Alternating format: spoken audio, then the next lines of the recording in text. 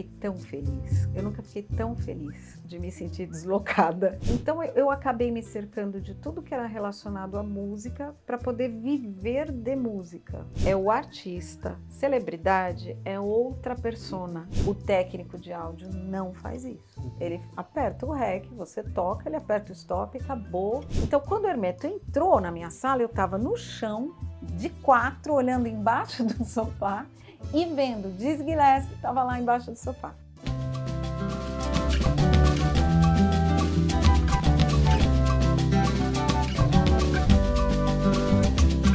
Olá, eu sou Zé Guilherme e você está aqui comigo no canal Entre Meios, um canal de entrevistas no YouTube, com novidades toda semana. Toda quarta-feira, às 19 horas, uma personalidade nova, num papo leve, informal e, por que não, divertido. E já que você está aí, eu quero te convidar para se inscrever no canal, clicar no sininho para receber as notificações em primeira mão, curtir e comentar. E vem com a gente toda quarta-feira às 19 horas com novidades. Vem com a gente!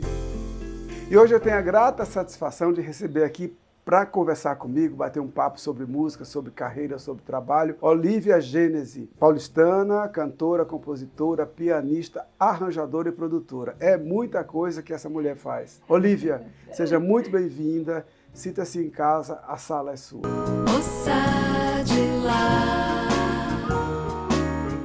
quem vai chegar na tua?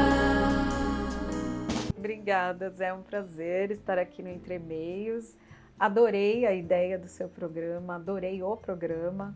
Então, estou adorando essa oportunidade. Muito obrigada. Obrigado a você. Eu sempre começo a entrevista pedindo um pouco para o convidado ou a convidada contar um pouco, falar um pouco sobre quem é essa pessoa que está aqui, antes da gente entrar na questão da profissional, da artista.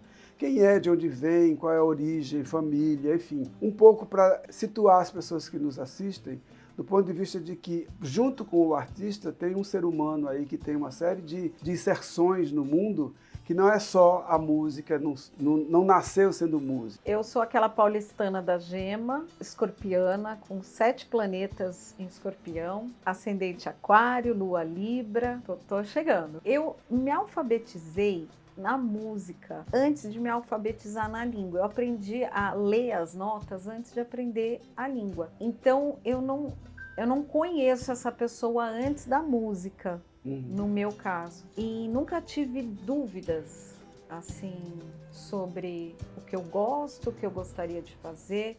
Era aquela criancinha um pouco fora da curva, que tinha umas visões, via coisas, I see dead people, sabe? Então eu tinha uma sensibilidade sempre extra, assim, sonhava demais, tinha muito medinho, medo de tudo, e aí queria coisas que faziam som, eu gostava disso, de tocar. Eu ficava assim na mesa, minha mãe e meus pais muito conectados com música e poesia, mas como espectadores mesmo. Minha mãe escreve poesias, eu que acabei lançando 3 livros dela, porque são poesias lindas, mas sempre foi aquela coisa para eles do espírito, do alimento da alma. E a minha avó, que também chamava Olivia, teve uma história bem intensa lá em Portugal, mas ela com 15 anos, a mãe dela morreu no parto, então ela meio que foi criada aleatoriamente por uma tia megera, aquelas histórias bem de filme. Ela com 15 anos cantava e era atriz num grupo de teatro itinerante, mas aí ela teve que escolher não ser artista para não ser taxada de puta, enfim, foi isso. Então eu resgatei sem saber isso da minha avó, porque ela também não me estimulou muito. Quando ela me viu tocando e cantando, ela falou, ai, eu não sei, talvez isso não seja bom, aquela coisa de receio, mas ela apreciava. Então é essa família assim, que não tem ninguém na música, profissionalmente, não tem ninguém da arte, mas ao mesmo tempo está todo mundo ali conectado. Desse processo todo de trabalho, desde alfabetização na música e mesmo a falta de estímulo da avó com receio de que não fosse uma coisa boa, resultaram numa carreira e num conjunto de produtos grandes, né? Você tem 13 CDs lançados. Tem mais de uma 40 quantidade singles. grande de São singles. muitas Conta um vezes. pouco pra gente desse arcabouço antes da gente... Não teve o estímulo da vovó, mas teve do papai e da mamãe e do irmão sempre. Que legal. Sempre, sempre. Eles amam, são meus fãs número 1, assim. E eu comecei no piano erudito, com 7 anos, o curso de piano, mas eu já lia música. Com 15 eu comecei a cantar ópera, comecei a cantar o lírico também. Só que a minha paixão era o blues e o jazz. Essa é o meu lugar de perfeição da voz. E eu achava que por ser branca, óbvio que eu não ia cantar jazz bem nunca. Levava em consideração, fui indo para o lírico. Aí teve um teste que era para ir para a Alemanha de ópera e eu fui participar do teste. Eu lembro que eu cantei Summertime e Aleluia de Mozart. Isso eu tinha 18. Já estava cantando há 3 anos. Aí quando eu acabei de cantar, tinha uma bancada e um dos alemães falava português para conseguir se expressar, né, com as pessoas. Aí ele falou: a sua voz é muito jazz para o erudito, você não serve. Eu fiquei tão feliz, eu nunca fiquei tão feliz de me sentir deslocada. Eu saí tão feliz que no final do dia eu já tinha ligado para uns amigos e montado um quarteto para começar a cantar jazz na noite. E aí foi meu início em 89, com 18 anos, cantando em bares de jazz daqui de São Paulo, que não tem mais casas de jazz. Opus 2004, Pocoapá, ainda tem o Wall of Jazz, ainda tem, aí Jazz and Blues, eram várias casas, assim. E aí comecei a cantar, aí música brasileira, que o pessoal vai pedindo, e você vai colocando no repertório, e aí comecei a compor. Meu primeiro disco eu lancei em 2000. E de lá pra cá eu não parei de produzir. Aí no meio dessa história, quando eu comecei a cantar na noite, eu logo vi que aquilo não ia ser meu sustento de vida. Então eu pensei, bom, eu vou ter que me cercar de outras coisas. Eu já dava aula desde os 15 de piano e comecei a desenvolver um método de aula de canto, porque na época o curso era assim, canto erudito ou canto popular, não era aula de canto. Canto erudito tinha todas as técnicas, tudo tal, só que voltado para o erudito. Canto popular não tinha nada de técnica, nada, era uma coisa muito pobre de técnica. E isso eu tô falando em 1990. Aí eu desenvolvi um método de aula de canto, comecei a dar aula de canto, até porque a minha pegada é o quanto o emocional influencia a voz. E trabalhar esse emocional através das técnicas. Aí acaba entrando aquele viés de cantoterapia que não dá para descolar, porque já é cantar, se colocar no mundo, falar também. E aí comecei a dar aula para atores, fazer preparação vocal de executivos que faziam palestras. Então foi abrindo esse leque. Do outro lado, abri uma pequena produtora com 2 amigos músicos que até tocavam comigo, de trilhas para propaganda, isso em 92. E comecei a operar Pro Tools, as máquinas de gravação. Então eu acabei me cercando de tudo que era relacionado à música para poder viver de música. Eu não queria saber de outro ambiente, apesar de que esses todos já envolvem ambientes diversos, né? Todas essas atividades. E foi assim, de lá, em 2000, lancei meu primeiro disco Pela Trama, que aí é um capítulo totalmente à parte, e saí da Trama em 2001. Entrei em 97, saí em 2001. É interessante esse teu comentário dos vários braços que você procurou encontrar dentro do contexto da música e também essa coisa de operar o Pro Tools e fazer e produzir, etc. Isso é interessante porque, assim, a gente tem muita clareza de que o artista hoje, da década dos anos 2000 para cá, o artista tem que se virar nos 30 para conseguir produzir. Quer dizer, a gente tem que fazer de tudo um pouco. Produzir, fazer produção executiva, escrever projeto, determinar roteiro de show, agenciar músicos para tocar, agenda. Quer dizer, é uma função... É uma loucura. Enorme que se tem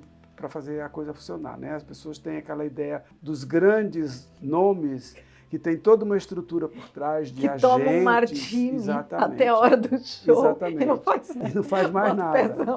Então eu sempre acho bacana quando a gente tem algum entrevistado aqui que fala desse polvo, desses braços de polvo para conseguir dar conta do próprio trabalho, para desmistificar um pouco para as pessoas que estão assistindo a gente essa questão de que O artista independente, o artista que não é celebridade, tem que se virar nos 30 para conseguir botar o trabalho na rua, né? E é bonito isso que você falou, né? É o artista. Celebridade é outra persona. E isso tem que ser, de uma vez, Desconectado. para ter a gente, artista, ter mais respeito artístico. Eu mexo com arte, não com fama. Então, são elementos totalmente diferentes. Eu não produzo entretenimento puro, eu produzo arte que entretém. Então é muito diferente. E quando eu comecei a produzir, operar áudio, arranjar para outros artistas também, isso foi em 2000 e quando eu saí da Trama em 2001, montei um home studio. Eu falei, não, chega, quero ser independente mesmo. E aí comecei a produzir para outros artistas. Também enfrentei uma história do machismo, porque imagina uma mulher fazer arranjo, produção, operar o Pro Tools, como assim? E aí você vê o quanto a música mesmo chega para completar isso, porque quando é um técnico de áudio que não é músico, ele vai ter um olhar completamente diferente do músico operando uma máquina. Fazendo uma captação de áudio. Até pelo take. O cara tá lá, faz um take. O músico tem um feeling daquele take de falar, nossa, esse foi sensacional. Não, mas eu tive um errinho ali. Mas vamos ficar com esse. O técnico de áudio não faz isso. Ele aperta o REC, você toca, ele aperta o stop e acabou. Tá aqui, quer ouvir? Ouviu? Beleza? Bora. Então é bem diferente. E é interessante esse comentário porque, assim, desde que eu me inseri no mercado, na área, não no mercado, mas na área da música, de parcerias, de contatos, de gravações, é um mundo muito masculino, né? Completamente masculino. Técnicos de som, muito masculino. hold, produtores, arranjadores, é um mundo muito masculino. E é interessante como algumas décadas para cá, as mulheres foram abrindo espaço. Olha, quando eu comecei a produzir, em 92, que era a produção ainda de trilhas publicitárias, tinha cliente que não se dirigia a mim, achando que, sei lá, ela deve ser a moça do café, e isso era bem forte. Hoje mudou muito esse panorama? É outra história. Hoje é outra história. Não é que não tem, mas antes tinha uma coisa hierárquica do machismo, da estrutura do machismo social, que ficava assim, não, o homem ele sabe mais. E aí você vai também trabalhando, e aí é uma coisa legal. Os artistas que me procuram para eu produzir, eles têm essa liberdade de procurar algo que eles consideram diferente, né? Que é uma mulher produzindo. Ainda é assim. Quando eu assinei contrato com a Trama, era um contrato extremamente leonino, muito leonino. Era terrível o contrato. Eu não podia nem falar ao telefone com você. Por exemplo, você me convidava para vir aqui. Não é você que decide isso, é a gravadora. Então eu não tinha liberdade para nada. Depois eu fui descobrir por quê, mas aí vamos deixar para outra história, outro dia. Eles me jogaram aquilo assim na frente. Era o meu primeiro disco autoral, eu tendo a oportunidade de lançar por uma gravadora. Aquilo enche os olhos. Porque você fala, poxa, não tem estrutura nenhuma. Não, principalmente naquela época que a gente não tinha ainda essa facilidade de lançar produtos independentes. Imagina, eu tive na época matéria impressa no Brasil inteiro. Eu tenho jornais do Brasil inteiro que falaram do meu disco. Rádio, TV, fiz todos os canais. Então é uma coisa que você não chega, enche os olhos. Aí eu falei, eu só quero uma coisa, produzir o meu trabalho. Porque já estava pronto, a pré-produção estava toda feita. O meu receio era chegar um fulano convidado, porque eles tinham muito essa coisa da vitrine, e falar, esse vai ser o produtor do seu disco. E o cara pega e muda os arranjos, e muda a cara, e muda... Eu falei, eu quero essa cláusula, só essa. Aí sabe o que eles me falaram? Então, em vez da gente assinar você como produtora, você escolhe um músico que trabalha com você e ele assina a produção. Não podia ter o meu nome como produtora. Então, tinha ainda esse ranço, essa coisa, isso fica, né? Isso só vai sair... Vai se diluindo mas não desaparece por completo. Fica homeopático, agora está homeopático. Olívia, falando nesse teu percurso todo, todos esses trabalhos que você realizou, tem uma questão que eu achei muito interessante. Você trabalhou com algumas figuras muito importantes do cenário musical, né? Tom Zé, Hermeto. Conta um pouco como é que foi essa experiência dessas figuras tão... Sem falar algumas figuras aí do exterior, fora do Brasil, né? O meu trabalho com Tom Zé e o Hermeto foi muito parecido, porque foi um trabalho de técnica de áudio. Então, assim, eu dava aula para Ana Buono, aula de canto. Ana Buono, na época, era empresária, produtora do Hermeto, e o Hermeto precisava de um estúdio que ele pudesse digitalizar, passar as fitas cassete que ele tinha de apresentações que eram únicas e estavam mofando. E ele precisava montar um programa que ia para a Alemanha, porque ele estava indo para a Alemanha, e aí eles preparariam o programa já todo ali no estúdio, mostrando essas gravações inéditas e tal. E aí, como ela fazia aula comigo no meu estúdio, ela falou: você faria isso? Não, né? Não quero conhecer o Hermeto, imagina. Na minha casa, não. Claro que não tenho a quero. menor vontade. E aí foi uma coisa que, assim, inesquecível, porque ele é uma entidade da música. Não é exatamente um humanoide que é músico, ele é uma entidade. E eu tenho uma coisa dentro de mim que ela é assim: você é um instrumento da música, ela passa por você. Então tudo que você fizer é pela música. Talvez esse olhar tenha me privado de jogar combustível no ego. Eu não sou essa pessoa que fica se autopromovendo. Eu não tenho isso. Eu tenho a música. Então, se para cantar eu tiver que fazer uma careta para sair aquela nota, vai ser uma careta. Eu já tive aluna que eu falei: não faz aula.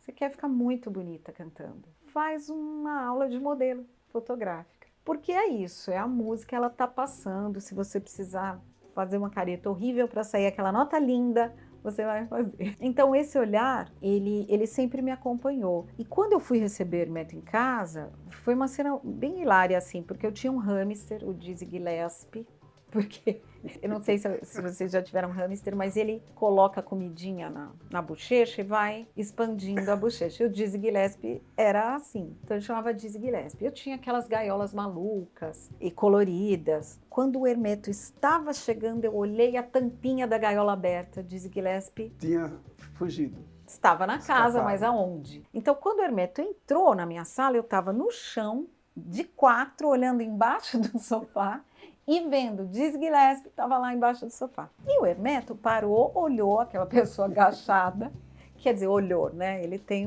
uma órbita ali de olhar que é muito louca. O olho dele é assim, né? E aí ele olhou para mim, ele levantou a perna, ele fez assim, como se ele estivesse numa motinha. Eu pirei naquilo, levantei e falei: ai, desculpa, Hermeto, não sei o que e tal. E ele olhou para mim, ele chegou com o rosto bem próximo, e eu pude ver que os olhos dele ficam orbitando, né? Aí ele fez assim: tu é cantora? E eu tava lançando o primeiro disco. Ai, fiz assim: ai, eu sou. Ele fez: tá na tua aura. E andou, e saiu. Aquilo pra mim foi tipo a única crítica de música que eu gostaria de ouvir na vida. Eu fiquei: legal, esqueci do que é falar sobre crítica. Aquilo entrou pra mim de um outro jeito. Aí fui correndo atrás dele com o disco. Posso te dar um disco? E ele assim... Aí o Fábio Pascoal, o filho dele, percussionista, estava junto. O Fábio falou: ele não vai ouvir, ele não ouve música, ele só faz música. É daqui para fora, né? Não fica absorvendo. E aí foi super interessante. Ele fez música com cavaquinho, com meu piano, violão. Ele pediu para gravar, eu liguei o gravador, fizemos uma música juntos, que até hoje eu tenho guardado aqui um diamante, que eu não sei quando eu vou lançar, mas chama O Cafezinho da Olívia, porque é sobre isso que ele fala na música, e foi aquela maravilha. Com o Tom Zé, eu fiz a parte técnica, trabalhei muito mais tempo com ele. Hermeto foram 3 dias, intensivão. Tom Zé foram 3 meses, trabalhando num disco que ele estava produzindo, que agora eu não me lembro o nome, como operadora de Pro Tools mesmo, e fazendo a parte de produção com ele. Outra experiência, porque o Tom Zé transita mais no homem social do que no artista, né? Uhum. Ele fica mesclando. E o Hermeto não sai dali, daquele lugar mágico que ele habita, né? Olívia, fora essas duas figuras, Tem outras figuras com quem você trabalhou, importantes de citar,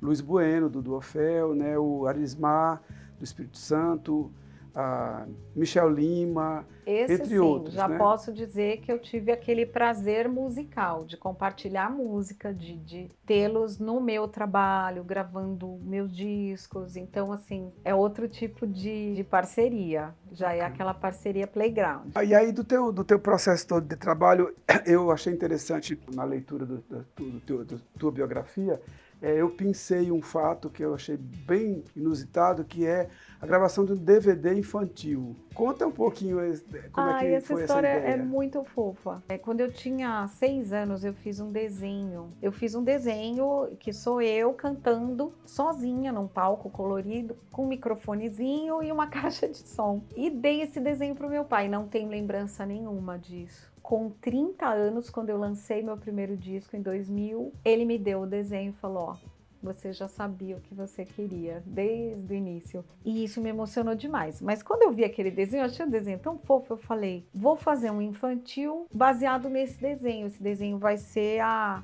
essência, o mote. E aí eu fiz um CD infantil, CD-DVD, que é Olivia e as Cores Vivas. No lanche, suquinho, manteiga no pão. No almoço não falta arroz com feijão. Tem tanta comida na televisão. Desenvolvi uma história onde cada músico era uma cor, e então eles tocam comigo, e o CD, o DVD é a história de um dia da criança, da hora que ela acorda até a hora que ela vai dormir. Coisas banais da criança, e cada uma virou uma musiquinha. E para a gravação do DVD, eu fiz a roupa do meu desenho. Eu tô vestida igualzinha que eu tô vestida no desenho. Então é muito bonitinho, assim. Eu liguei as coisas e transformei. E é interessante que uma das músicas fala de comida, que é nham nham, é o nome da música.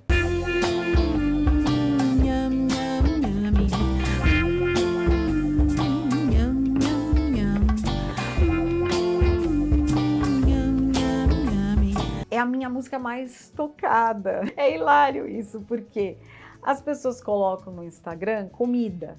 Elas têm essa loucura, essa tara de mostrar o que elas estão comendo e que é gostoso. E aí, quando elas vão colocar a música, elas escrevem ou nham, já entra a minha música. E ela ouve, tá bem no refrão. Nham, nham, nham. E aí a pessoa põe, porque quando eu vi, tinha, sei lá, milhares.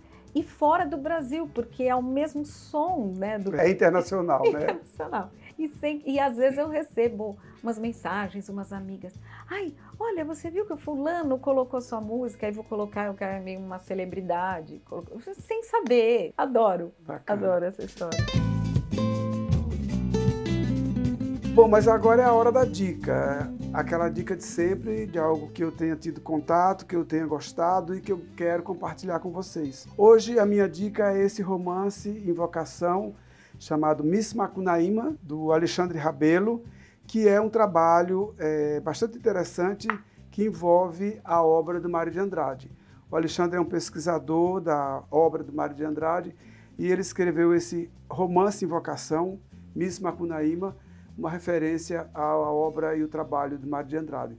Se você gosta de ler, se você é curioso, se você tem curiosidade para conhecer um pouco sobre a história do Mário de Andrade, esse livro eu recomendo. Miss Macunaíma, de Alexandre Rabelo. Fica ligado. Piscou, tem uma dica. Olivia, você teria alguma dica, alguma coisa que você lembre de ter visto, ter tido contato nos últimos tempos? Um filme, um show, uma música, um CD, alguma coisa que te... Eu tô apaixonadinha por um livro que é O Oráculo da Noite, do Siddhartha Ribeiro, que ele fala muito de sonhos. E como eu sou uma pessoa que sonha muito, e aí eu sonho com coisas que acontecem depois e tal, então eu gosto dessa mística, e é legal porque desmistifica e ao mesmo tempo mitifica. Bacana, então mais uma dica de livro, O Oráculo da Noite, dica da nossa convidada do Siddhartha aqui, Ribeiro. Olivia, então mais uma diquinha de livro. Olivia, mas agora vamos falar do lançamento do single Colores. Colores. Eu gostaria que você contasse um pouco, porque é sua primeira produção, sua primeira composição totalmente em espanhol, né? No sé tu nombre, pero te llamo con una mirada. Eu sempre misturei alguma língua diferente. Então, no meu primeiro disco, eu já tinha trechos de música em inglês, em francês. Eu aprecio muito a sonoridade, né, da língua. Eu ouvi muita música oriental, indiana e árabe na vida, assim, ouvi muito. Então, eu gosto muito das vocalizações em línguas diferentes. E o espanhol sempre me cutucou, sempre foi assim, poxa, nunca fiz nada em espanhol. Nunca fiz nada em espanhol. E aí, um dia sentei lá para compor e o meu processo de composição, ele é um canalzinho, assim, que eu me concentro, aí ele vem vindo. E já vem vindo uma coisa meio música, meio letra. Tem várias maneiras de compor, né? Você sabe bem disso. Eu gosto daquelas de pegar uma letra e musicar. Eu também gosto de pegar uma música e colocar uma letra. Também faço isso com alguns parceiros. Mas o meu, quando é autoral 100%, vem assim, meio... Eu deixo passar, porque já vem a letra junto da música. E aí eu sentei no piano, comecei a fazer uma levadinha. Eu gosto muito da música espanhola, gosto muito do flamenco, toco castanholas, e aí começou a vir a música, assim, eu comecei a cantar e de repente já estava a música ali. E aí eu falei, legal, agora então vamos... Porque hoje em dia você tem uma apreciação diferente do produto musical, porque não se faz mais o CD com aquela intenção de contar uma história. As pessoas estão completamente enlouquecidas com o tempo, né? A relação delas com o tempo não existe mais. Então você ouve 30 segundos de alguma coisa e você já tem uma sensação de que está se demorando demais ali. Os curtas hoje e as séries são muito mais vistos do que os longas. As músicas menores, cada vez menores. Eu tenho um CD de 2003 que eu tenho uma música de 7 minutos, então um solo de guitarra de 7 minutos, de guitarra e bateria, que hoje eu imagino que seria uma tortura para o ouvinte.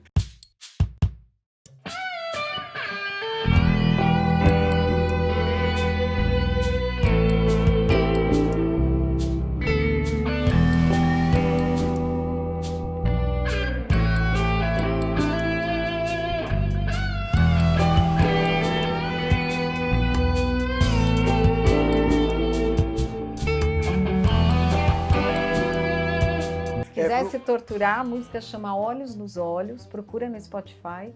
Talvez uma tortura para quem não aprecia música, né? Mas para nós que somos mais apreciadores, não... Então, mas a gente é o produtor da coisa, né? Aquele apreciador, o jovem...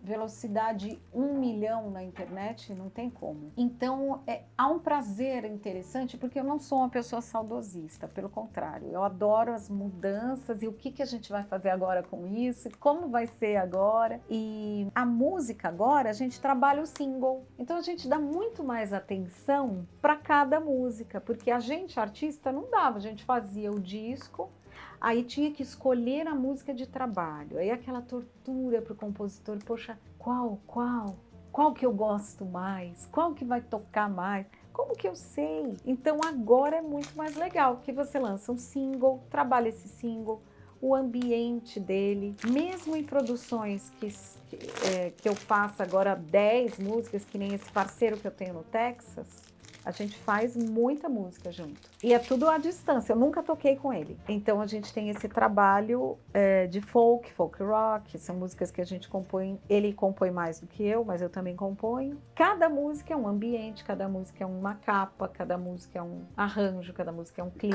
Cada música é um produto novo, né? Totalmente novo. E a Colores, ela entrou nisso assim, porque ela tá isoladinha, ela é uma música em espanhol, no meio de 150 músicas que eu lancei. E tá nas plataformas digitais desde quando?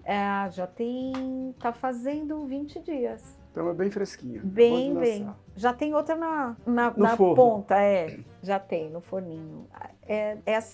Para mim, esse é o lance, tá sempre em contato, absorvendo, né? Porque a gente só absorve, né?